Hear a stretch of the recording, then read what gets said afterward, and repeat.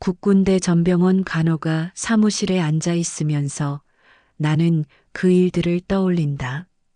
38세 소령 정은아. 군 간호사관으로 살아온 나에게도 그런 일들이 일어날 줄은 몰랐다.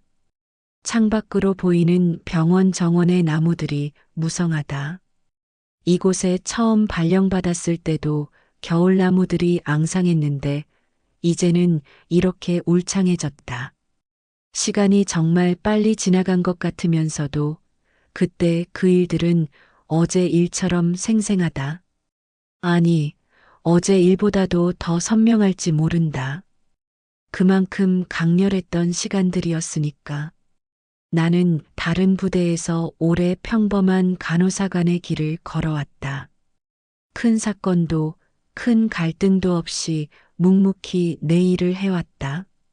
동료들과도 적당히 어울리고 상관의 지시에 따르며 후배들을 돌보는 평범한 선배 간호사관이었다.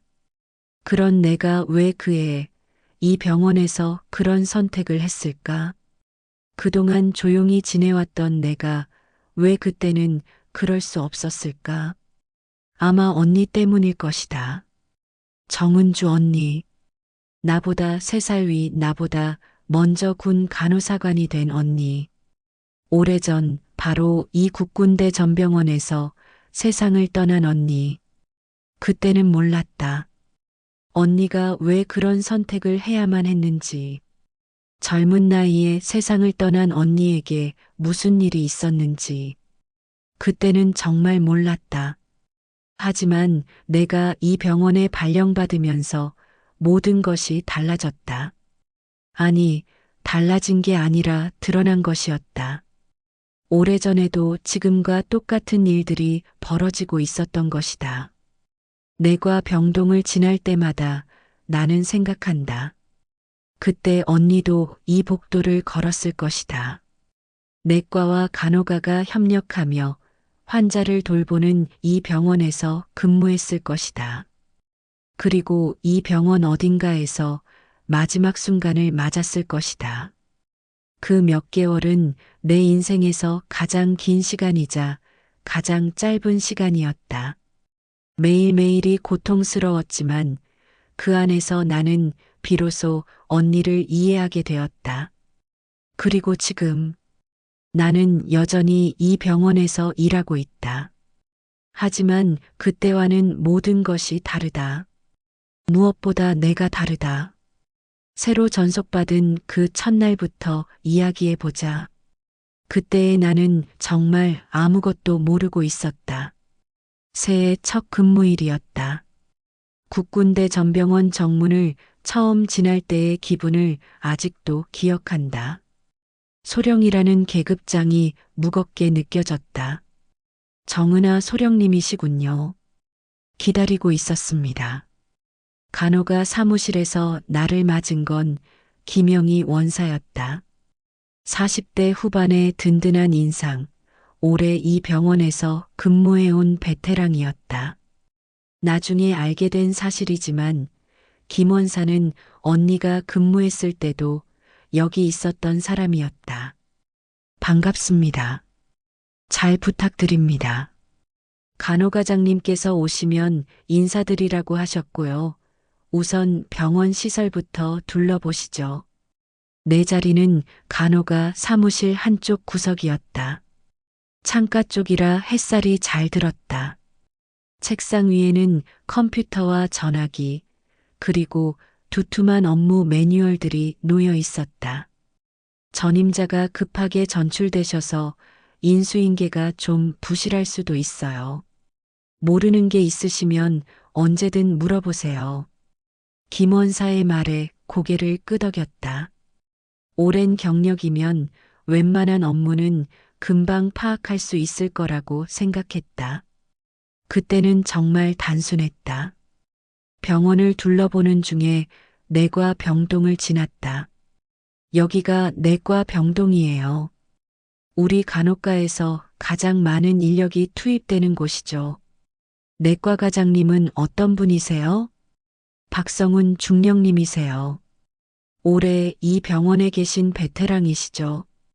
간호가와 협력을 많이 하시는 분이에요. 그때는 그냥 일반적인 협력 관계라고 생각했다. 과장님 오셨습니다. 얼마 후 박성훈 중령이 내과 병동에서 나타났다.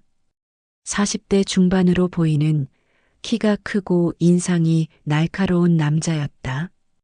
군의관답게 품위 있는 외모였지만 어딘지 위압적인 느낌도 있었다. 정은아 소령, 반갑습니다. 내과과장 박성훈입니다. 안녕하십니까? 정은아입니다. 악수를 청하는 그의 손이 내 손을 조금 오래 잡고 있다는 느낌이 들었다. 하지만 그때는 그냥 친근함의 표현이라고 생각했다. 내과 병동 둘러보셨나요? 우리가 가장 많이 협력하게 될 부서예요. 네, 방금 둘러봤습니다. 좋습니다. 시간 있을 때 제 진료실로 오세요. 협력 체계에 대해 자세히 설명해 드릴게요. 박 과장의 제안은 자연스러워 보였다. 내과와 간호가는 환자 치료를 위해 긴밀히 협력하는 부서였으니까. 점심시간에 간호사관들 몇 명과 함께 식사를 했다. 대부분 나보다 어린 중이나 대위들이었다. 소령님, 어느 부대에서 오셨어요? 여러 곳에서 좀 있었어요. 베테랑이시네요. 정말 선배님이세요. 저희 잘 부탁드려요. 이수정 대위라는 20대 후반의 간호사관이 밝게 웃으며 말했다. 오히려 제가 잘 부탁드려야죠. 여기 업무는 처음이니까. 걱정 마세요. 금방 적응하실 거예요. 다들 친절해요. 박성훈 내과과장님도 간호과에 관심이 많으세요. 다른 대위가 말했다. 어떤 면에서요? 간호사관들 교육이나 업무 개선에 대해 자주 의견 주시거든요. 협력적이세요. 그때는 그것도 좋은 일이라고 생각했다. 오후에는 본격적인 업무 설명을 들었다. 간호 일정 관리, 교육 프로그램 운영, 실습생 지도 등 간호과에서 담당하는 업무들이었다. 정소령님은 경력이 많으시니까 교육 쪽을 맡아주시면 좋을 것 같아요. 김 원사가 제안했다. 교육이요? 네, 신임 간호사관들이나 간호부사관들 교육 말이에요. 경험이 많으시니까 후배들한테 많이 도움이 될 거예요. 나쁘지 않은 제안이었다.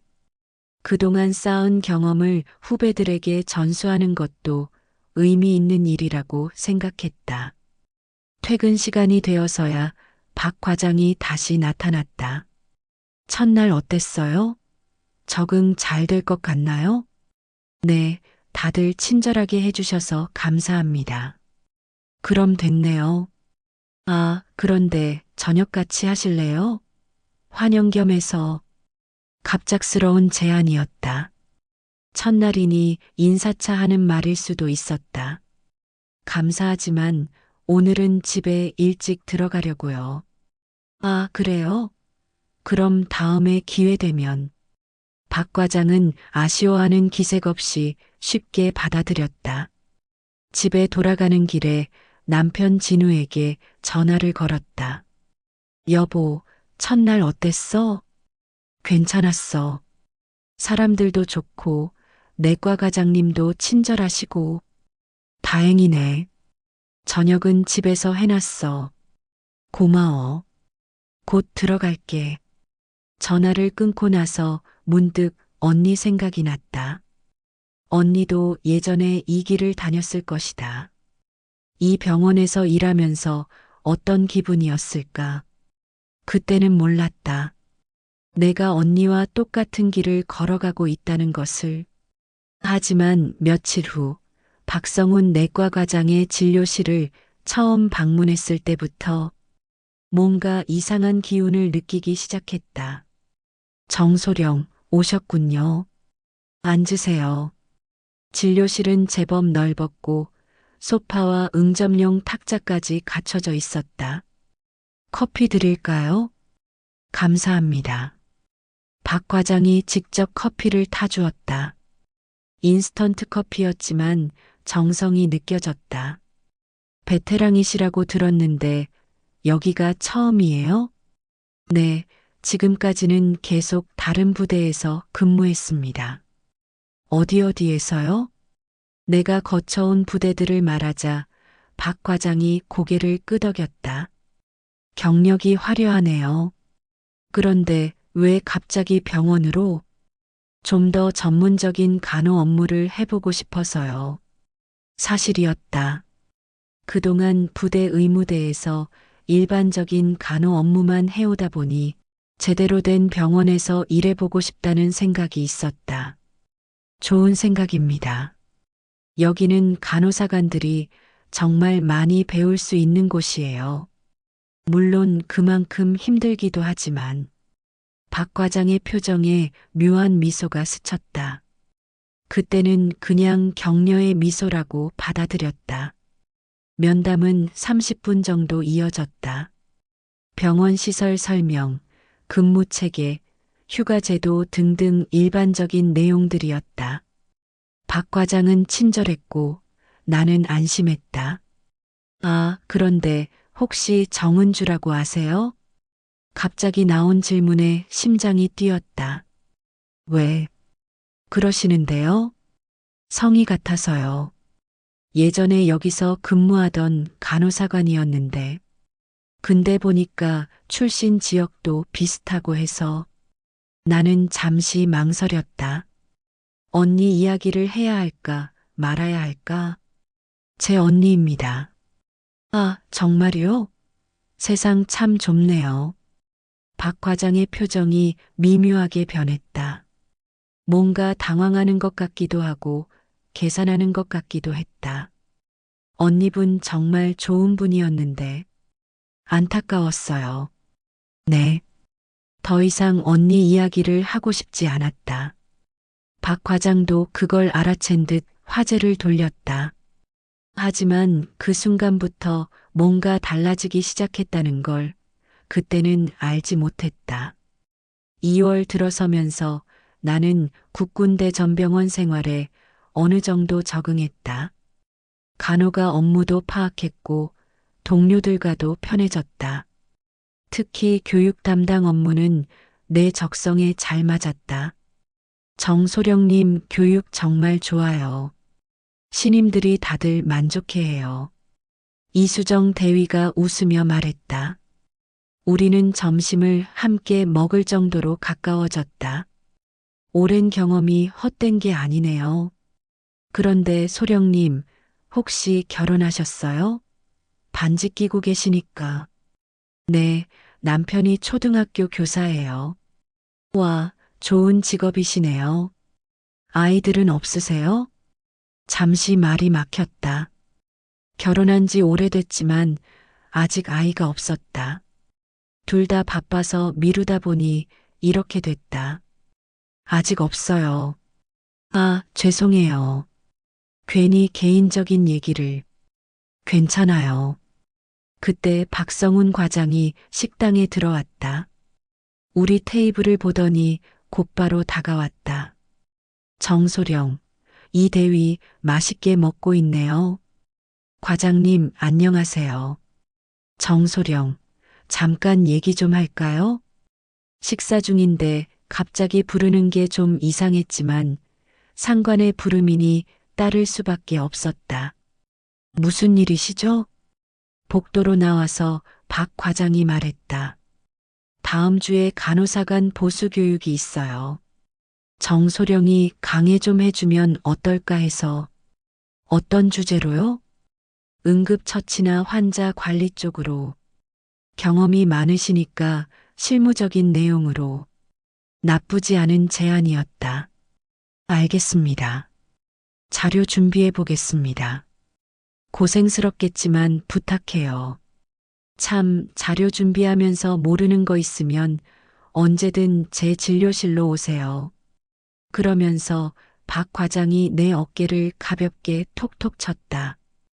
격려의 의미인 것 같았지만 뭔가 어색했다.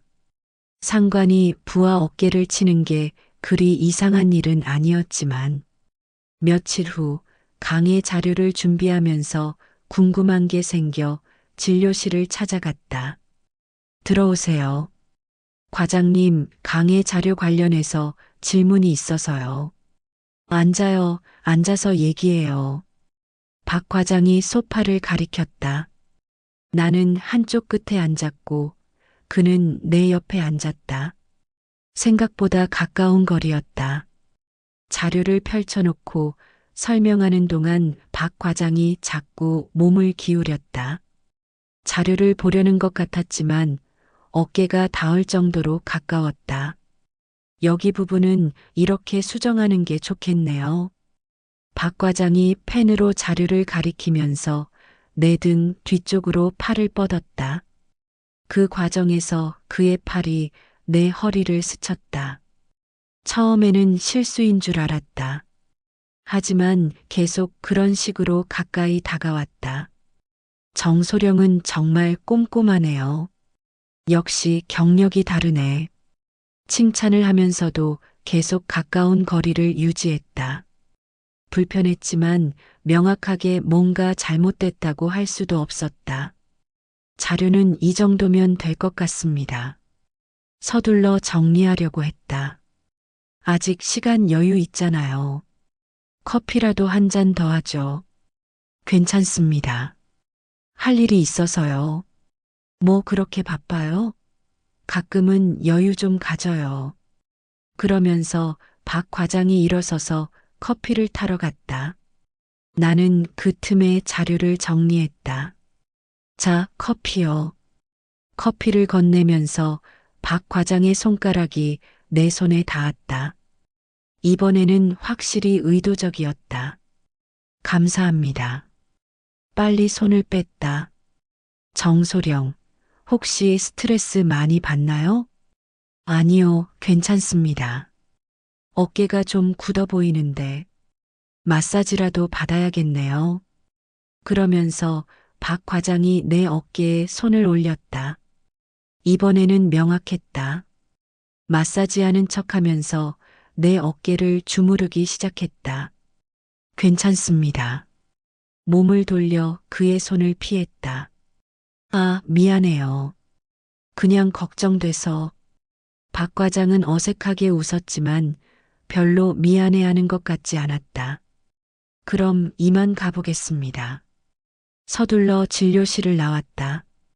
복도에서 숨을 고르며 생각했다. 이게 뭐지? 그냥 친근함의 표현일까 아니면 다음 주 강의는 성공적이었다. 신임 간호사관들이 집중해서 들었고 질문도 많이 나왔다. 정말 유익한 강의였습니다. 강의가 끝나고 한중이가 인사했다. 도움이 됐다면 다행이네요. 소령님 덕분에 많이 배웠습니다. 뿌듯했다. 오랜 경험을 이런 식으로 나눌 수 있다는 게 의미 있었다. 강의실을 정리하고 있을 때 박 과장이 들어왔다. 수고했어요. 반응이 정말 좋던데? 감사합니다. 역시 정소령이에요. 앞으로도 이런 강의 자주 부탁해야겠어요. 그러면서 또 내 어깨에 손을 올렸다. 이번에는 더 대담했다.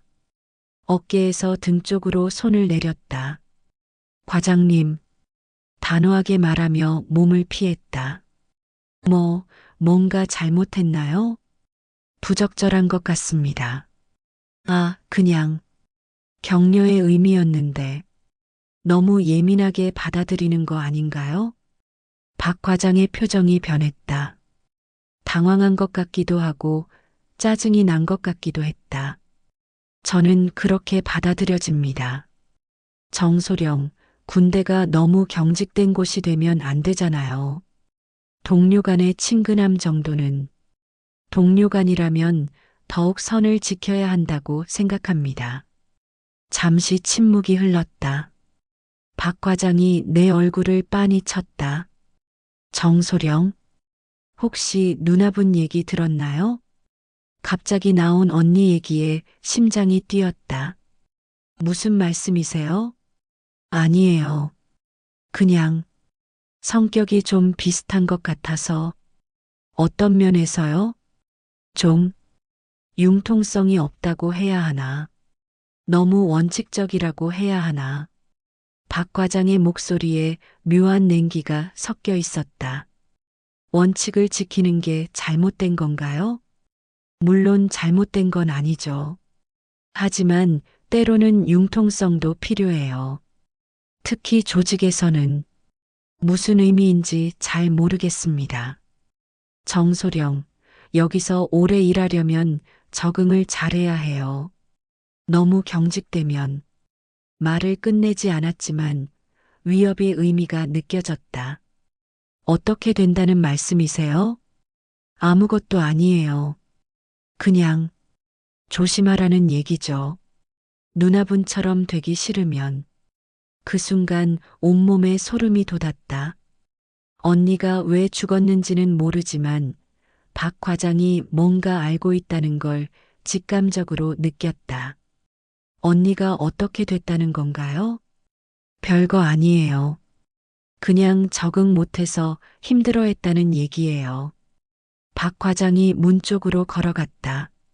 정소령, 생각해 보세요. 여기서 계속 일하려면 어떻게 해야 하는지. 그리고는 문을 열고 나갔다. 나는 혼자 강의실에 서서 떨고 있었다. 뭔가 큰 일이 벌어지고 있다는 걸 느꼈다. 하지만 아직 정확히 뭔지는 알 수 없었다. 그날 밤 집에 돌아가서도 계속 그 일이 생각났다. 진우에게 말해야 할까 고민했지만 아직 확실한 게 아무것도 없었다. 오늘 힘들어 보이네? 아니야, 괜찮아. 무슨 일 있으면 언제든 말해. 알겠지? 응, 고마워. 하지만 마음속으로는 알고 있었다. 이제 시작일 뿐이라는 걸. 3월이 되면서 분위기가 달라지기 시작했다. 처음에는 느낌만 이상했다. 뭔가 사람들이 나를 피한다는 느낌.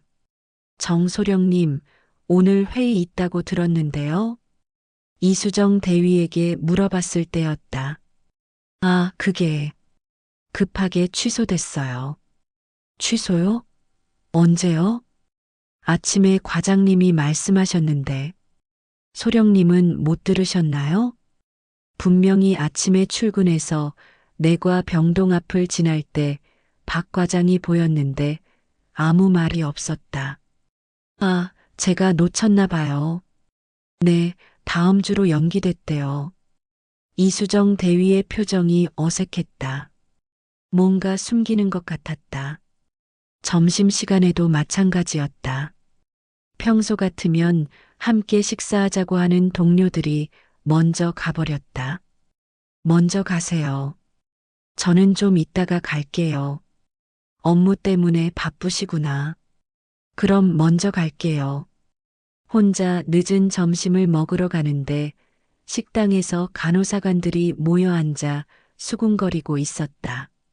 내가 지나가자 갑자기 조용해졌다. 뭔가 이상했다. 오후에 간호가 사무실로 돌아왔을 때 내 책상 위에 업무 관련 서류들이 쌓여 있었다. 평소보다 훨씬 많았다. 이거 다 오늘까지인가요? 김영희 원사에게 물어봤다. 네, 과장님이 급하다고 하셔서요. 이렇게 많은 걸 하루에요? 죄송해요. 저도 어쩔 수 없어서. 김 원사의 표정이 미안해 보였다. 뭔가 사정이 있는 것 같았다. 그날부터 계속 그런 식이었다. 갑자기 늘어난 업무량, 빠지는 회의들, 피해가는 동료들. 일주일쯤 지났을 때 확실해졌다. 이게 의도적이라는 걸. 정소령, 잠깐 진료실로 오세요. 박성훈 과장이 나를 불렀다. 무슨 일이시죠? 앉아요. 얘기 좀 할 게 있어서. 이번에는 책상 앞 의자에 앉으라고 했다. 소파가 아니라. 요즘 어때요? 업무 적응은? 괜찮습니다. 그래요? 그런데 다른 사람들 얘기를 들어보니 좀 다른 것 같던데. 어떤 얘기요? 좀 비협조적이라는 얘기가 있어요. 비협조적이요? 네. 다른 사람들과 잘 어울리지 않는다고 하고, 업무 처리도 경직되게 한다고 하고, 말이 안 됐다. 나는 최선을 다해서 일했고, 동료들과도 친하게 지내려고 했다. 구체적으로 어떤 부분이 문제라는 건가요? 글쎄요. 제가 직접 본 건 아니고, 다른 사람들이 하는 얘기라서. 다른 사람들이 누구요? 그건 중요한 게 아니에요. 중요한 건 개선해야 한다는 거죠. 개선이요? 네. 좀 더 유연하게, 융통성 있게 일하라는 거예요. 너무 원칙만 고집하면 조직 생활이 어려워져요. 또 융통성 얘기였다. 지난번에도 했던 말이었다. 저는 원칙에 맞게 일하고 있다고 생각하는데요. 그게 문제예요. 원칙도 중요하지만 때로는 상황에 맞게 조절할 줄도 알아야 해요. 어떻게 조절하라는 말씀이세요? 박 과장이 잠시 나를 쳐다봤다. 그리고는 의미심장한 미소를 지었다. 생각해 보세요. 혼자서는 아무것도 할 수 없어요. 조직에서는 화합이 중요하거든요. 화합이요? 네. 상관과도 동료들과도 잘 지내야 하는 거예요. 상관이라는 말에 강조가 들어가 있었다. 저는 잘 지내고 있다고 생각하는데요. 그렇게 생각하시는군요. 하지만 다른 사람들은 그렇게 생각하지 않나 봐요. 다른 사람들 말고 과장님은 어떻게 생각하세요? 저요? 박 과장이 몸을 앞으로 기울였다. 저는 정소령이 똑똑하고 능력 있는 사람이라고 생각해요. 하지만 좀 더 현실적이 되었으면 하는 바람이 있죠. 현실적이요? 네. 이상만 쫓다가는 다칠 수 있거든요. 누나분처럼. 또 언니 얘기였다. 언니가 어떻게 다쳤다는 건가요? 아, 별거 아니에요. 그냥 적응 못해서 힘들어했다는 얘기죠. 똑같은 대답이었다. 하지만 표정에는 다른 의미가 담겨 있었다. 그날 오후 화장실에서 김영희 원사를 만났다. 원사님, 아, 소령님. 김 원사가 주위를 둘러보더니 목소리를 낮췄다. 소령님, 조심하세요. 네, 그냥 조심하라는 얘기예요. 무슨 일인가요? 요즘 분위기가 이상한 것 같은데. 김 원사가 잠시 망설이더니 말했다. 과장님이 뭔가 지시를 내리신 것 같아요. 어떤 지시요? 소령님을 좀 어떻게 하라는, 어떻게요? 잘 모르겠어요.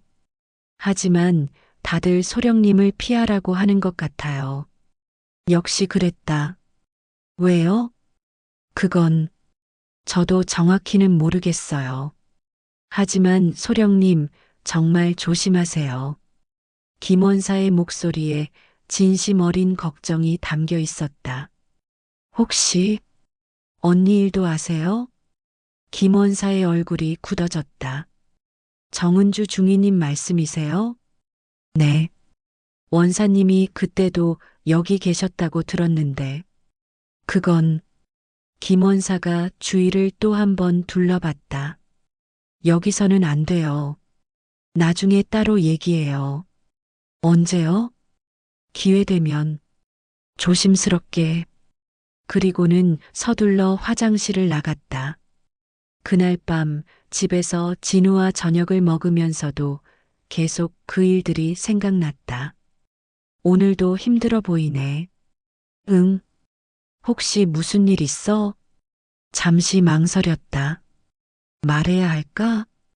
직장에서 좀 복잡한 일이 있어. 어떤? 상관이 좀 이상해. 이상하다는 게 그냥 부적절한 것 같아. 진우의 표정이 심각해졌다. 성희롱 같은 거야? 아직 확실하지는 않아. 하지만 그런 느낌이 들어. 그럼 신고해야지. 어디에? 그 사람이 내과 과장이야. 게다가 확실한 증거도 없고, 그래도 그냥 넘어가면 안 되지. 알아. 하지만 좀 더 지켜봐야겠어. 조심해. 혼자 해결하려고 하지 말고. 응. 하지만 마음속으로는 알고 있었다. 혼자 해결해야 한다는 걸. 아무도 도와줄 사람이 없다는 걸. 다음 날부터 고립은 더 심해졌다. 아예 대놓고 나를 무시하는 사람들도 있었다. 정소령님은 참석 안 하셔도 될 것 같아요. 회의에서 빠지는 일이 잦아졌다. 이 업무는 다른 분이 맡는 게 좋겠어요. 하나둘씩 업무에서도 제외되기 시작했다. 베테랑 소령이 이런 대우를 받는다는 게 믿어지지 않았다. 하지만 현실이었다.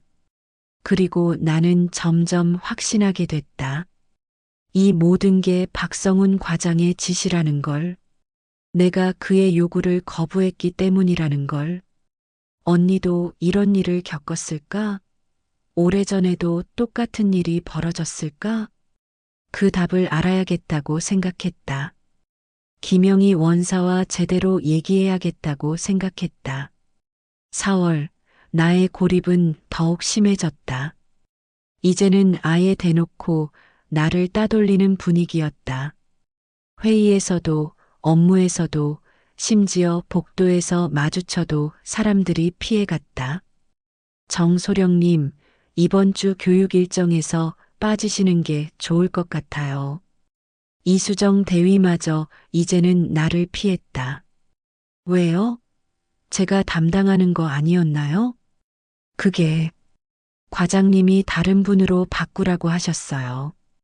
이유를 말씀하시던가요? 그건 잘 모르겠어요. 이수정 대위의 표정이 미안해 보였지만 어쩔 수 없다는 듯 했다. 점심시간에도 혼자였다. 식당에 가면 사람들이 수군거리다가 내가 오면 조용해졌다. 마치 내가 전염병 환자라도 되는 것처럼. 그런 나날이 계속되던 어느 날 김영희 원사가 조심스럽게 다가왔다. 소령님, 잠깐 병원 밖에서 얘기 좀 할까요? 지금요? 점심시간에요. 밖에 커피숍이 하나 있어요. 김 원사의 표정이 심각했다. 병원에서 5분 거리에 있는 작은 커피숍에서 마주 앉았다. 사람이 별로 없는 조용한 곳이었다. 원사님, 무슨 일이세요? 김 원사가 주위를 둘러보더니 목소리를 낮췄다. 소령님, 정말 조심하셔야 해요. 왜요? 과장님이 소령님을 완전히 고립시키려고 해요. 저도 느끼고 있어요. 그런데 왜 그러는 거죠? 김 원사가 잠시 망설이더니 입을 열었다.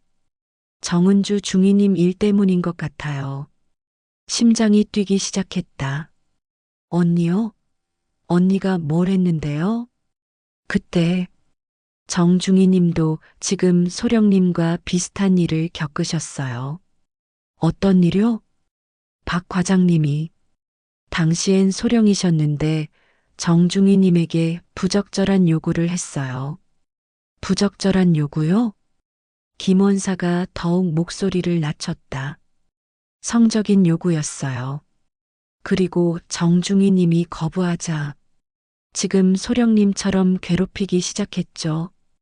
온몸에 소름이 돋았다.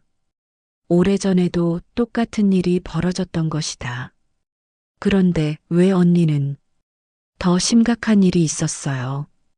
김원사의 얼굴이 어두워졌다. 의료사고가 있었거든요. 심각한 사고였는데 박소령, 지금의 박 과장님이 정중희님에게 기록을 조작하라고 했어요. 의료사고 기록을요? 네. 환자가 거의 죽을 뻔한 사고였는데 박소령이 담당 의사였어요. 자기 책임을 회피하려고 간호 기록을 조작하라고 한 거죠. 언니가 거부했나요? 당연히 거부했죠. 정중희님은 정말 원칙적인 분이셨거든요. 소령님과 똑같이 나는 숨을 깊게 들이쉬었다. 그래서 어떻게 됐어요? 박소령이 더 심하게 괴롭혔어요. 성희롱도 더 노골적으로 했고 다른 간호사관들도 정중희님을 완전히 따돌리게 했어요. 그럼 언니는 견디다 못해서 상부에 신고하려고 했어요. 하지만 김원사가 말을 멈췄다. 하지만 뭐요? 그 전에 세상을 떠나셨어요. 가슴이 먹먹해졌다. 자살이었나요? 공식적으로는 그렇게 되어 있어요. 하지만 김원사가 주위를 또 한 번 둘러봤다. 저는 믿지 않아요. 정중희님은 그럴 뿐이 아니었거든요. 그럼 뭐라는 거예요? 모르겠어요. 하지만 뭔가 이상했어요. 죽기 전날까지도 정중희님은 끝까지 싸우겠다고 하셨거든요. 나는 잠시 아무 말도 할 수 없었다. 소령님, 그래서 제가 걱정되는 거예요. 지금 똑같은 일이 벌어지고 있잖아요. 원사님은 왜 그때 도와주지 못하셨어요? 김원사의 얼굴에 죄책감이 스쳤다. 저도 무서웠어요. 박소령의 권력이 너무 컸거든요. 그리고 정중희 님이 죽은 후에는 더욱 무서워서 이해해요. 하지만 지금은 달라요. 소령님은 정중희 님보다 계급도 높고 경력도 많으시잖아요. 혹시 뭔가 할 수 있지 않을까 해서. 증거가 있나요? 그때 일에? 그건 모르겠어요. 다 없어졌을 거예요. 그날 밤 집에 돌아와서 계속 김원사의 말이 생각났다. 언니가 겪었던 일, 그리고 지금 내가 겪고 있는 일이 똑같다는 것. 여보, 첫날 어땠어? 진우가 물었다. 언니 생각이 나서. 갑자기 왜? 언니가 어떻게 죽었는지 궁금해졌어. 자살이라고 하지 않았어? 그런데 뭔가 이상해. 진우가 내 손을 잡았다. 혹시 직장 일이랑 관련 있어? 모르겠어. 하지만 뭔가 연관이 있는 것 같아. 너무 깊이 파지 마. 위험할 수도 있어. 그래도 알아야겠어. 언니를 위해서라도. 그날 밤 잠이 오지 않았다. 언니 생각만 계속 났다. 다음 날 토요일 나는 집 다락방으로 올라갔다. 언니 유품들이 보관된 곳이었다. 부모님이 돌아가신 후 내가 정리해서 가져온 것들이었다. 오래된 상자 몇 개가 있었다. 대부분 옷가지나 책들이었다. 그런데 한 상자 맨 밑에서 봉투 하나를 발견했다. 은하에게라고 쓰여 있었다. 손이 떨렸다. 언니가 나에게 남긴 편지였다.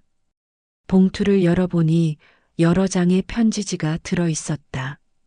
은하야, 이 편지를 읽고 있다면 언니는 아마 이 세상에 없을 거야. 미안해. 언니가 너무 약해서.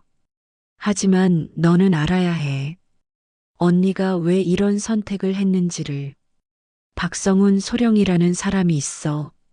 내과 과장인데 이 사람이 언니에게 정말 나쁜 일을 했어. 처음에는 친근하게 다가오더니 점점 선을 넘었어.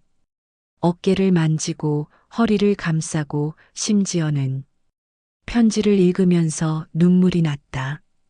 언니가 겪었던 일들이 지금 내가 겪고 있는 일과 똑같았다. 그런데 더 심각한 건 의료사고 은폐를 강요했다는 거야. 환자 한 명이 거의 죽을 뻔한 사고였는데 박소령이 자기 실수를 숨기려고 간호 기록을 조작하라고 했어. 언니는 거부했어. 어떻게 환자의 생명과 관련된 기록을 조작할 수 있겠어? 하지만 그 후로 정말 지옥 같은 나날이 시작됐어. 동료들이 모두 언니를 피했고 박소령은 더욱 노골적으로 괴롭혔어. 은하야, 언니는 더 이상 견딜 수 없어. 하지만 너는 달라. 너는 언니보다 강하고 똑똑해. 혹시 언니와 비슷한 일을 겪게 된다면 절대 굴복하지 마. 끝까지 싸워. 그리고 이 편지와 함께 넣어둔 녹음기를 봐. 박소령이 언니를 협박하는 내용이 녹음되어 있어. 언니는 못했지만 너는 할 수 있을 거야. 사랑하는 우리 은하에게. 언니가 편지를 다 읽고 나서 봉투를 다시 뒤져보니 작은 녹음기가 하나 들어 있었다. 떨리는 손으로 재생 버튼을 눌렀다. 정은주 중위, 생각해봤어? 박성훈의 목소리였다. 오래전 목소리지만 지금과 똑같았다. 소령님, 저는 할 수 없습니다. 언니의 목소리였다. 내 목소리와 비슷했다. 왜 그렇게 고집을 피워? 간단한 거잖아. 그냥 기록 좀 수정하면 돼. 그건 환자의 생명과 직결되는 문제입니다. 환자는 이미 회복됐어. 문제 없어. 그래도 기록 조작은 할 수 없습니다. 정중히, 너 정말 고집 세네. 그럼 다른 방법으로 해야겠네. 무슨 말씀이세요? 너 여기서 계속 일하고 싶지? 그럼 내 말 들어. 협박하시는 건가요? 협박이 아니라 제안이야. 너도 여자고 나도 남자고 서로 도움이 되는 관계가 될 수 있잖아. 저는 그런 관계 원하지 않습니다. 그래. 그럼 여기서 버텨봐. 내가 얼마나 무서운 사람인지 알게 될 거야. 녹음이 끝났다. 나는 녹음기를 꽉 쥐고 앉아 있었다. 오래전에도 지금도 똑같은 일이 벌어지고 있었다. 하지만 이제는 증거가 있었다. 언니가 남겨준 증거가. 언니는 이걸로 싸울 수 없었지만 나는 할 수 있었다. 언니의 복수를 할 수 있었다. 그날 밤 나는 결심했다. 더 이상 당하고만 있지 않겠다고. 박성훈과 끝까지 싸우겠다고. 언니가 못다한 싸움을 내가 끝내겠다고. 5월 언니의 편지와 녹음기를 발견한 후 나는 완전히 달라졌다. 더 이상 수동적으로 당하고만 있을 수 없었다. 월요일 아침 출근하면서 나는 작은 녹음기를 주머니에 넣었다. 언니가 남겨준 옛날 녹음기 말고 새로 산 디지털 녹음기였다. 정소령, 진료실로 오세요. 박성훈 과장의 부름이었다. 이제는 그의 목소리만 들어도 소름이 돋았다. 무슨 일이시죠? 진료실에 들어가면서 은밀히 녹음기를 켰다. 앉아요. 얘기 좀 할 게 있어서. 박 과장의 표정이 평소와 달랐다. 뭔가 짜증이 난 것 같았다. 요즘 좀 이상하네요, 정소령. 어떤 면에서요? 분위기 파악을 제대로 못하는 것 같아서. 분위기요? 여기서 어떻게 처신해야 하는지 아직도 모르겠어요? 박 과장이 책상에서 일어나 내게 다가왔다. 베테랑 소령이면 조직 생활 좀 알 법도 한데. 내 바로 앞에 서서 내려다봤다. 저는 제 일만 열심히 하고 있는데요. 제 일만요? 조직에서는 상관과의 관계도 중요한 일 중 하나예요. 상관과의 관계요? 네. 상관이 원하는 걸 파악하고 맞춰주는 것도 능력이에요. 과장님이 원하시는 게 뭔가요? 박 과장이 의미심장한 미소를 지었다. 똑똑한 사람이면 알 텐데. 굳이 말로 설명해야 해요? 저는 모르겠습니다. 정말 모르겠어요? 박 과장이 더 가까이 다가왔다. 이제 거의 닿을 거리였다. 누나분은 끝까지 모른 척 하다가 어떻게 됐는지 알죠? 심장이 뛰었지만 침착하게 대답했다. 언니가 어떻게 됐다는 거죠? 자살했잖아요. 적응 못해서. 적응이요?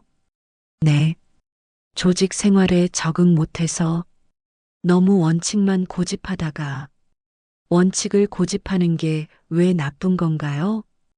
박 과장의 얼굴이 순간 일그러졌다. 나쁘다는 게 아니라 현실적이지 못하다는 거죠. 세상이 원칙대로만 돌아가나요? 그래도 지켜야 할 선은 있다고 생각합니다. 선요? 그 선이라는 게 뭔데요? 박 과장이 내 어깨에 손을 올렸다. 이것도 선을 넘는 건가요? 네. 단호하게 대답하며 그의 손을 뿌리쳤다. 정소령, 정말 고집스럽네요. 박 과장이 다시 책상으로 돌아갔다. 그럼 이렇게 생각해 보죠. 여기서 계속 일하고 싶어요? 그건 제가 결정할 문제가 아니라고 생각하는데요. 아니에요. 제가 결정할 수 있어요. 무슨 말씀이세요? 내과 과장이 누구예요? 저죠. 간호가와 협력 업무에 제가 얼마나 큰 영향을 미치는지 알아요? 위협이었다. 협박하시는 건가요? 협박이 아니라 현실을 알려주는 거예요. 정소령 같은 사람은 여기 말고 다른 곳이 더 맞을 수도 있어요. 다른 곳이요? 외딴 섬 의무대라든지 아무도 없는 산골 부대라든지 명백한 협박이었다. 과장님, 이런 식으로 하시는 게 맞나요? 뭐가 어떤 식이에요? 저는 그냥 조언해 주는 건데, 이런 대화를 다른 사람이 들으면 어떻게 생각할까요? 박 과장의 표정이 차갑게 변했다. 다른 사람이요? 누가 들어요? 여기는 우리 둘뿐인데. 그 순간 나는 녹음기가 돌아가고 있다는 사실을 떠올렸다. 그럼 이만 가보겠습니다. 잠깐요. 박 과장이 내 팔을 잡았다. 생각할 시간을 드릴게요. 하지만 너무 오래 걸리면 안 돼요. 제 인내심도 한계가 있거든요. 팔을 뿌리치고 진료실을 나왔다. 복도에서 숨을 고르며 녹음기를 확인했다. 잘 녹음되고 있었다. 점심시간에 나는 의료기록실로 갔다. 오래전 기록을 찾아보려고 했다. 그때 기록이요? 그거 다 창고에 보관되어 있어요. 의료기록 담당 간호부사관이 말했다. 볼 수 있을까요? 허가서가 있어야 하는데, 간호과에서 교육 자료로 쓰려고 하는데 허가서 없이는 안 될까요? 잠시 망설이더니 고개를 끄덕였다. 소령님이니까 괜찮을 거예요. 잠깐만 기다리세요. 창고에서 가져온 상자 안에는 그때 의료 기록들이 빼곡히 들어 있었다. 나는 언니가 근무했던 기간의 기록들을 살펴봤다. 그리고 발견했다. 이상한 기록이 하나 있었다. 환자 김모 씨의 기록이었는데 간호 기록과 의무 기록이 서로 맞지 않았다. 간호 기록에는 환자가 위험한 상태였다고 되어 있는데 의무 기록에는 별다른 문제가 없었다고 되어 있었다. 그리고 간호 기록에 수정 흔적이 여러 개 있었다. 명백히 조작된 흔적이었다. 나는 몰래 그 기록을 사진으로 찍었다. 다 보셨어요? 네, 감사합니다. 기록실을 나오면서 가슴이 뛰었다. 언니가 말했던 의료사고 은폐의 증거를 찾은 것 같았다. 그날 오후 김영희 원사가 조심스럽게 다가왔다. 소령님 조심하세요. 과장님이 화가 많이 나신 것 같아요. 왜요? 아침에 진료실에서 나오신 후로 계속 기분이 안 좋으셔서. 그래요? 그리고 소령님 핸드폰이나 개인 물품 조심하세요. 무슨 말씀이세요? 과장님이 뭔가 찾으시는 것 같아요. 소름이 돋았다. 혹시 녹음기를 의심하는 건 아닐까? 퇴근길에 박성훈 과장이 불쑥 나타났다. 정소령, 잠깐 얘기 좀 하죠.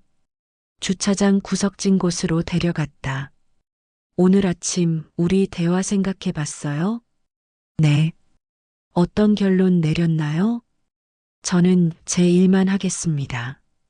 박 과장의 얼굴이 일그러졌다. 정말 답답한 사람이네요. 그럼 이렇게 해보죠. 갑자기 내 핸드폰을 낚아챘다. 뭐 하시는 거예요? 혹시 뭔가 녹음하고 있나 해서. 돌려주세요. 잠깐만. 박 과장이 내 핸드폰을 뒤져보더니 바닥에 던져버렸다. 화면이 박살났다. 이제 마음이 놓이네요. 왜 이러시는 거예요? 정소령, 똑똑한 척하지 마요. 나를 우습게 보면 안 돼요. 협박하시는 건가요? 협박이 아니라 경고예요. 너 하나쯤 매장하는 건 일도 아니거든요. 매장이요? 그래요. 여기서 못 버티게 만드는 것 정도는 얼마든지 할 수 있어요. 누나분처럼. 그 순간 분노가 치밀어 올랐다. 언니를 왜 계속 언급하시는 거예요? 당신이 언니랑 똑같은 길 가고 있으니까. 끝까지 고집 피우다가 어떻게 될지 뻔하잖아요. 언니가 자살한 게 아니라는 거네요? 박 과장의 얼굴이 순간 굳었다. 말실수를 한 것 같았다. 그런 뜻이 아니라. 그럼 뭔 뜻이에요?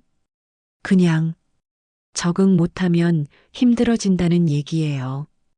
저는 언니와 달라요. 뭐가 달라요? 포기하지 않을 거예요. 박 과장이 내게 한 걸음 더 다가왔다. 정말 끝까지 가겠다는 거네요? 네. 좋아요. 그럼 어디 한번 해보죠. 누가 이기나. 그리고는 차에 타고 사라졌다. 그날 밤 집에 돌아와서 진우에게 모든 걸 털어놨다. 미쳤네, 정말. 경찰에 신고해야지. 아직 확실한 증거가 없어. 핸드폰 부순 것만으로도 충분하지 않아? 그거는 실수라고 할 수도 있어. 그럼 어쩔 거야? 아빠한테 조언을 구해볼까 생각 중이야. 아빠, 갑자기 왜? 아빠가 전직 판사잖아. 이런 일에 대해 잘 아실 것 같아서. 그러게. 아빠한테 얘기해봐. 다음날 아버지께 전화를 드렸다. 아빠, 조언 좀 구하고 싶은 일이 있어요. 무슨 일이니? 직장에서 좀 복잡한 일이 생겼어요. 성희롱 같은 건가? 비슷해요. 그런데 상대가 상관이라서. 은하야, 그런 일은 절대 혼자서 해결하려고 하면 안 된다. 반드시 증거를 확보하고 정당한 절차를 밟아야 해. 증거는 어느 정도 있어요. 그럼 상부에 신고하는 게 맞다. 하지만 조심해야 할 것도 있어. 뭐요? 상대방이 보복할 가능성이 높다는 거야. 그러니 확실한 증거와 확실한 지원이 있을 때까지 기다리는 것도 전략이다. 아버지의 조언이 도움이 됐다. 그날부터 나는 더욱 조심스럽게, 하지만 더욱 체계적으로 증거를 수집하기 시작했다. 언니가 못다한 일을 반드시 끝내겠다는 각오로. 6월 중순, 나는 계속해서 증거를 수집하고 있었다. 박성훈 과장의 협박은 날로 심해졌지만 나는 포기하지 않았다. 정소령, 마지막 기회예요. 어느 날 박 과장이 나를 불러서 말했다. 무슨 기회요? 현명한 선택을 할 기회. 지금까지는 봐줬지만 이제 한계예요. 협박 그만하시죠. 협박이 아니라 충고예요. 여기서 더 버텨봤자 좋을 게 없어요. 그의 목소리에는 확신이 담겨 있었다. 마치 이미 나를 처리할 방법을 다 생각해 둔 것처럼. 하지만 6월 말 상황이 급변했다. 전체 공지입니다. 내일 국군의무사령부에서 감찰관이 오십니다. 김영희 원사가 긴장한 목소리로 발표했다. 무슨 일로요? 이수정 대위가 물었다. 정기 감찰이라고 하는데 좀 철저하게 한다고 하네요. 박성훈 과장의 얼굴이 순간 굳어지는 게 보였다. 그날 밤 나는 결심했다. 이번이 기회다. 감찰관에게 모든 걸 털어놔야겠다고. 다음 날 아침 국군의무사령부 감찰관 3명이 도착했다. 감찰관장은 이정수 대령이었다. 50대 초반의 날카로운 인상을 가진 사람이었다. 각 부서별로 면담을 진행하겠습니다. 감찰이 시작됐다. 내과는 오후에 면담이 예정되어 있었다. 정소령, 긴장하지 마세요. 그냥 평소대로 하시면 돼요. 박 과장이 의미심장하게 말했다.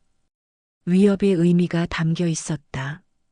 점심시간에 김영희 원사가 조심스럽게 다가왔다. 소령님, 기회예요. 네. 감찰관님들께 얘기하세요. 지금 아니면 언제 하겠어요?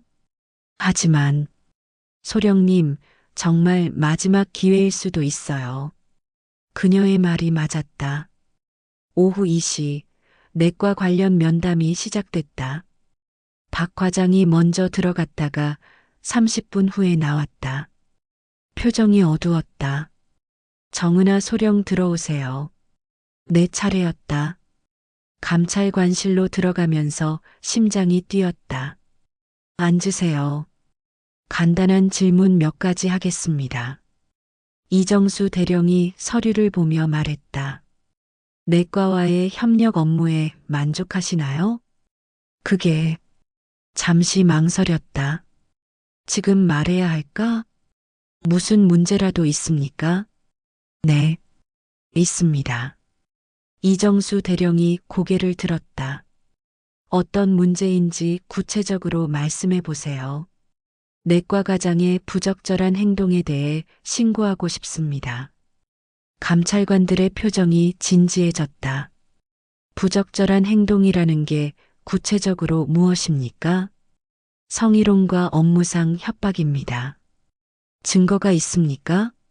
나는 가져온 녹음기를 꺼냈다. 이것이 박성훈 내과 과장과의 대화를 녹음한 것입니다. 이정수 대령이 녹음기를 받아들었다. 언제 녹음한 건가요? 지난달입니다. 그리고 나는 언니의 편지와 오래전 녹음기도 꺼냈다. 이것은 오래전 제 언니가 남긴 것입니다. 같은 사람에게 똑같은 피해를 당했다는 증거입니다. 감찰관들이 서로 눈을 마주쳤다.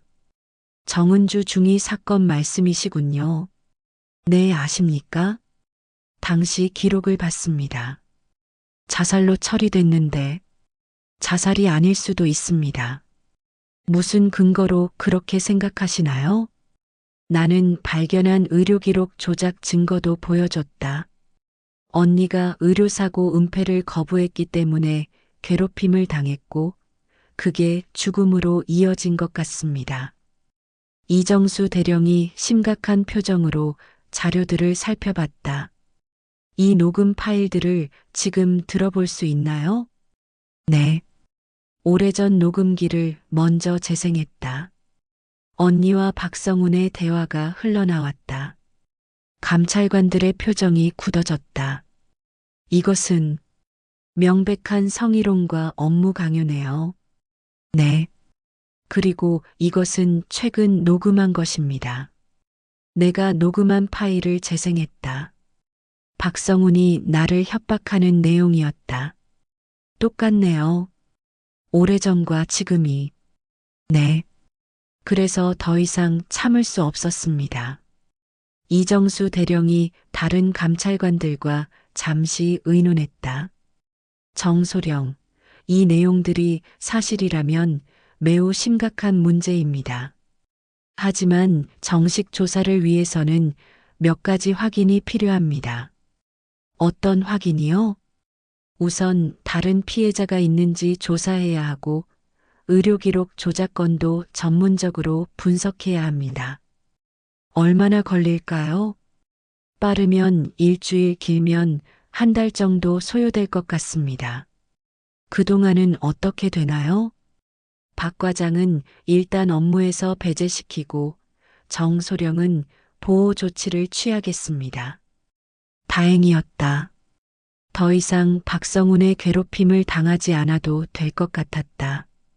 면담이 끝나고 나오는데 복도에서 박성훈과 마주쳤다. 뭔 말을 한 거야? 사실을 말했을 뿐입니다. 미친. 너 진짜 끝까지 가겠다는 거지? 네. 끝까지 갈 겁니다. 박성훈의 얼굴이 일그러졌다. 후회하게 될 거야. 나를 건드리면 어떻게 되는지 알게 될 거야. 더 이상 협박은 통하지 않을 겁니다. 그날 오후 박성훈은 감찰관들에게 다시 소환됐다. 이번에는 2시간 넘게 면담을 했다. 나오는 박성훈의 얼굴은 새하얗게 변해 있었다. 다음 날 공식 발표가 있었다. 박성훈 내과과장은 즉시 업무에서 배제되며 군사법원 회부를 위한 조사가 진행될 예정입니다. 병원 전체가 술렁였다. 베테랑 중령이 군사법원에 회부된다는 것은 매우 드문 일이었다.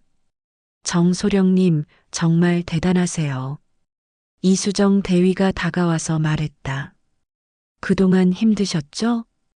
괜찮았어요. 사실 저희도 뭔가 이상하다는 걸 느끼고 있었어요. 하지만 용기가 없었거든요. 다른 간호사관들도 하나둘 다가와서 사과했다. 미안해요. 과장님이 소령님 피하라고 해서 어쩔 수 없었어요. 우리도 무서웠거든요. 이해했다. 그들도 피해자였던 것이다. 일주일 후 감찰 결과가 나왔다.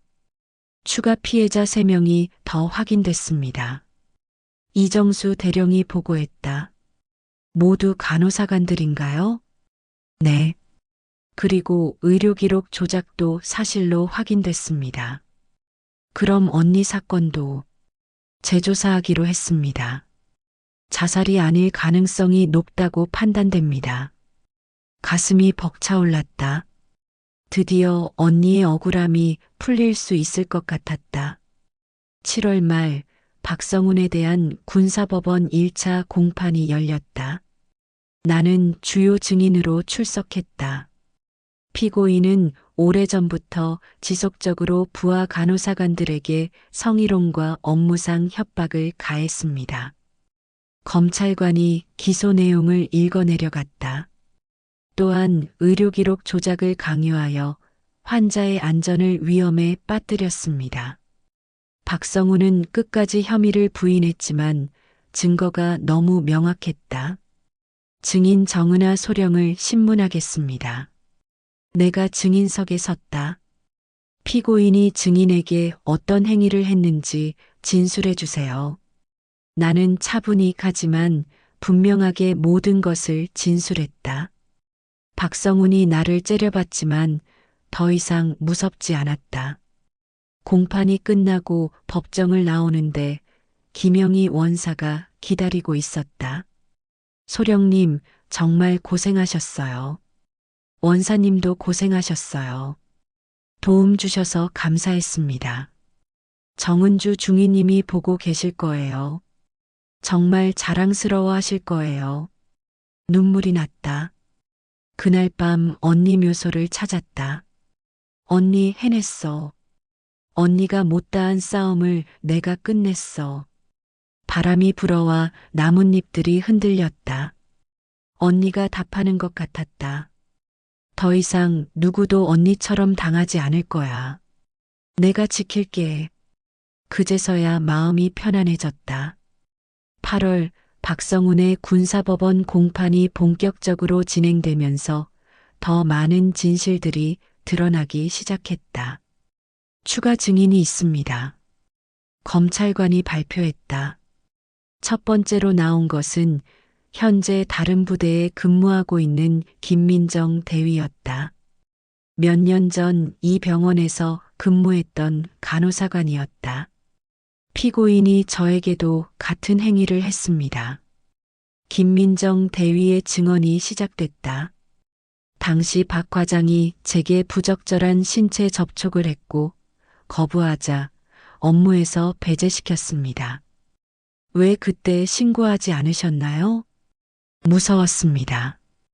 그리고 누가 믿어줄지도 확신할 수 없었고요. 두 번째 증인은 전역한 이미숙 전 중이었다. 더 오래전 피해자였다. 저는 결국 견디지 못하고 전역했습니다. 꿈이었던 군 간호사관을 포기할 수밖에 없었어요. 세 번째는 현재 국군수도병원에 근무하는 박소영 소령이었다. 몇 년 전 일입니다. 박 과장이 의료기록 조작을 요구했는데 제가 거부하자 다른 부대로 발령을 내버렸어요. 증인들의 증언이 이어질수록 박성훈의 범죄가 얼마나 조직적이고 지속적이었는지 드러났다.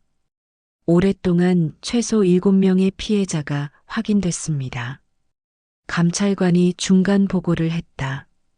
나는 증언을 듣는 내내 분노와 슬픔이 교차했다. 얼마나 많은 사람들이 고통받았는지, 그리고 언니도 그중 하나였다는 사실이. 9월 중순 가장 중요한 발표가 있었다. 정은주 중위 사망 사건에 대한 재조사 결과를 발표합니다. 국군의무사령부 조사관이 공식 브리핑을 했다. 당시 자살로 처리됐으나 새로운 증거들을 바탕으로 재조사한 결과 타살 가능성을 배제할 수 없다는 결론에 도달했습니다. 가슴이 뛰었다. 구체적으로 어떤 증거들인가요? 기자가 질문했다. 부검 기록상 이상한 점들이 발견됐고 현장 상황도 자살치고는 부자연스러운 부분이 많았습니다. 그리고 박성훈 중령의 알리바이에도 의문점이 있습니다. 그럼 박성훈 중령이 정은주 중위를 살해했다는 것인가요? 현재로서는 강한 의혹 단계입니다. 추가 수사가 필요합니다. 언니의 죽음이 자살이 아닐 수도 있다는 것이 공식적으로 인정된 순간이었다. 그날 밤 집에서 진우와 함께 뉴스를 봤다. 오랜만에 진실이 밝혀지는 거네. 아직 확정은 아니야. 하지만 이제 희망이 보여. 언니분도 이제 편히 쉴 수 있겠다. 응. 드디어 10월에 들어서자 박성훈에 대한 추가 기소가 이뤄졌다. 살인 혐의를 추가 기소합니다. 오래전 언니의 죽음과 관련된 혐의였다. 공판정에서 박성훈을 다시 만났을 때 그는 완전히 다른 사람이 되어 있었다. 예전의 오만함은 사라지고 초라한 모습이었다. 피고인은 혐의를 인정합니까? 아닙니다. 모든 혐의를 부인합니다. 하지만 증거는 압도적이었다. 오랜 세월간의 조직적 범죄, 그리고 언니의 죽음까지. 10월 말 1심 판결이 나왔다. 피고인 박성훈에게 징역 15년을 선고합니다. 법정에 있던 모든 사람들이 안도의 한숨을 쉬었다. 성희롱, 업무상 협박, 의료기록 조작, 그리고 정은주 중위 살인 혐의까지 모두 유죄로 인정합니다. 드디어 끝났다. 오랜 세월간의 긴 싸움이. 판결 후 법정 밖에서 다른 피해자들과 만났다. 정소령님 덕분입니다. 김민정 대위가 눈물을 흘리며 말했다. 소령님이 용기 내주지 않았다면 우리는 평생 숨어 지내야 했을 거예요. 다들 고생하셨어요.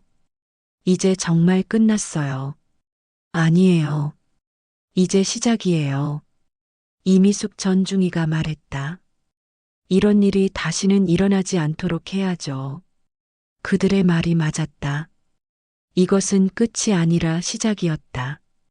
11월 나에게 새로운 제안이 왔다. 국군의무사령부에서 여군 인권 담당관 자리를 제안하고 싶습니다. 이정수 대령이 직접 제안했다. 여군 인권 담당관이요? 네. 이번 사건을 계기로 새롭게 만든 보직입니다. 정소령만한 적임자가 없다고 생각합니다. 구체적으로 어떤 일을 하는 건가요? 여군들의 인권 침해 사건을 전담으로 처리하고 예방 교육도 담당하게 됩니다. 정군의 여군들을 보호하는 역할이죠. 고민할 필요가 없었다. 하겠습니다. 좋은 결정입니다. 정소령이 있다면 앞으로는 이런 일이 일어나지 않을 거라고 확신합니다. 12월 새로운 보직을 시작하기 전에 나는 언니 묘소를 찾았다. 이번에는 진우와 함께였다. 언니, 이제 정말 끝났어.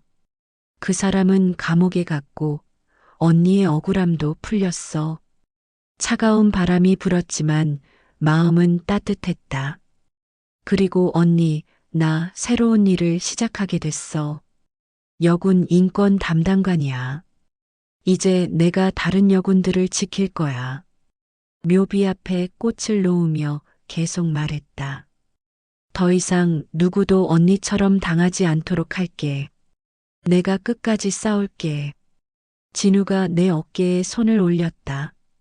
언니분도 자랑스러워 하실 거야. 응. 이제 정말 마음이 편해. 앞으로 힘든 일도 많을 텐데 괜찮겠어? 괜찮아. 이제는 무서울 게 없어. 언니가 함께 있으니까. 그날 밤 집에 돌아와서 일기를 썼다. 오늘 드디어 모든 게 끝났다. 아니, 끝난 게 아니라 새로 시작하는 거다. 언니가 못다한 싸움을 내가 끝냈고, 이제는 더 많은 사람들을 지키는 싸움을 시작한다. 내가 시작한 이 험난한 여정이 지금 새로운 의미를 갖게 됐다. 나는 더 이상 혼자가 아니다. 언니가 함께 있고, 나와 함께 싸운 동료들이 있고, 나를 믿어준 진우가 있다. 그리고 무엇보다 앞으로 내가 지켜야 할 많은 여군들이 있다. 이것은 끝이 아니라 진짜 정의의 시작이다. 창밖으로 새벽이 오고 있었다. 새로운 하루가, 새로운 시작이 기다리고 있었다. 지금 이 순간 국군의무사령부 여군인권센터 사무실에서 나는 이 모든 이야기를 되돌아본다. 시간이 지난 지금 많은 것이 달라졌다. 벽에 걸린 사진을 바라본다. 작년에 있었던 정군 여군 인권교육 현장이다. 200명이 넘는 여군들이 참석했던 그날 나는 처음으로 공개적으로 언니 이야기를 했다. 오래전 제 언니도 여러분과 같은 군복을 입었습니다. 하지만 지키지 못했죠. 이제는 다릅니다. 여러분을 지키는 게 제 임무입니다. 그날 많은 여군들이 울었다. 그리고 용기를 냈다. 책상 위에는 오늘도 신고서 몇 장이 놓여 있다. 성희롱, 부당한 처우, 차별. 아직도 해결해야 할 일들이 산더미다. 하지만 달라진 것도 많다. 이제는 숨어서 당하기만 하는 여군들이 줄어들었다. 신고 시스템도 체계화됐고 무엇보다 조직 문화가 조금씩 바뀌고 있다. 소령님, 새로운 신고 건이 들어왔습니다. 김영희 원사가 들어왔다. 그녀도 나와 함께 이곳으로 옮겨와서 일하고 있다. 어떤 사안인가요? 부대 간호장교가 상관으로부터 성희롱을 당했다고 합니다. 접수하죠. 내일 현장에 가볼게요. 네. 그런데 소령님, 오늘 박성훈 소식 들으셨어요? 심장이 한번 뛰었다. 무슨 소식이요? 항소심에서도 1심과 같은 판결이 나왔대요. 징역 15년 확정. 안도의 한숨이 나왔다. 이제 정말 끝이네요. 네. 그리고 정은주 중위님 사건도 공식적으로 타살로 결론 났대요. 언니의 명예가 완전히 회복된 것이다. 퇴근길에 국군대 전병원을 지나쳤다. 그 악몽 같은 일들이 벌어졌던 곳. 하지만 이제는 다른 의미의 장소다. 간호과에는 새로운 과장이 와서 일하고 있고 내과에도 새로운 과장이 부임했다. 변화의 상징이었다. 정소령님, 병원에서 나오는 이수정 대위. 아니, 이제는 소령이 되었다. 이소령, 오늘도 늦게 끝나네요. 네. 요즘 바빠서요. 그런데 소령님, 다음 주에 우리 병원에서 인권 교육 있다면서요? 네. 제가 직접 갈 예정이에요. 기대하고 있어요. 신임들한테 정말 필요한 교육이거든요.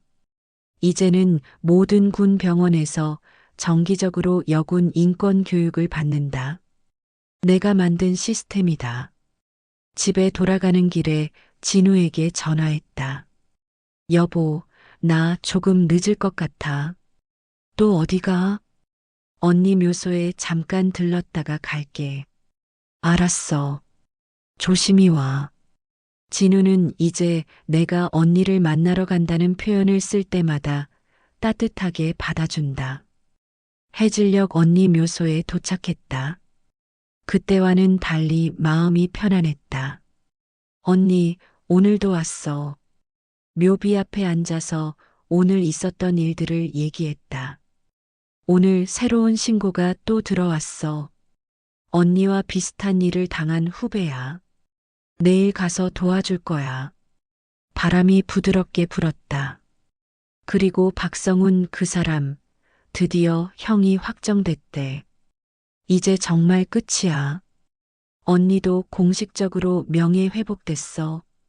이제 모든 사람들이 알아. 언니가 얼마나 용감한 사람이었는지. 묘비에 새로 새겨진 문구를 읽어봤다. 정은주 중위. 정의를 위해 싸운 용감한 군인. 작년에 군에서 공식적으로 새로 만들어준 묘비였다. 언니, 나 이제 정말 행복해. 언니가 못다한 일을 하고 있으니까. 그런데 언니, 아직 갈 길이 멀어. 여전히 도움이 필요한 사람들이 너무 많아. 하지만 괜찮아. 이제는 혼자가 아니니까.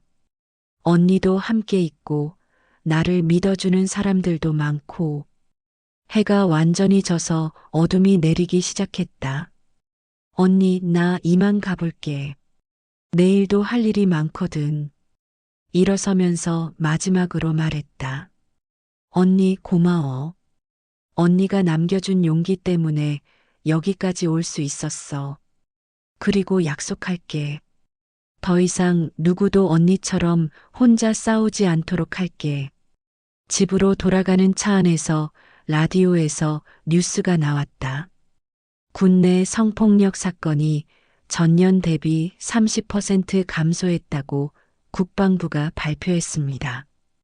특히 신고율은 오히려 증가해 신고 시스템이 안정화되고 있다는 평가입니다. 미소가 지어졌다. 작지만 의미 있는 변화였다.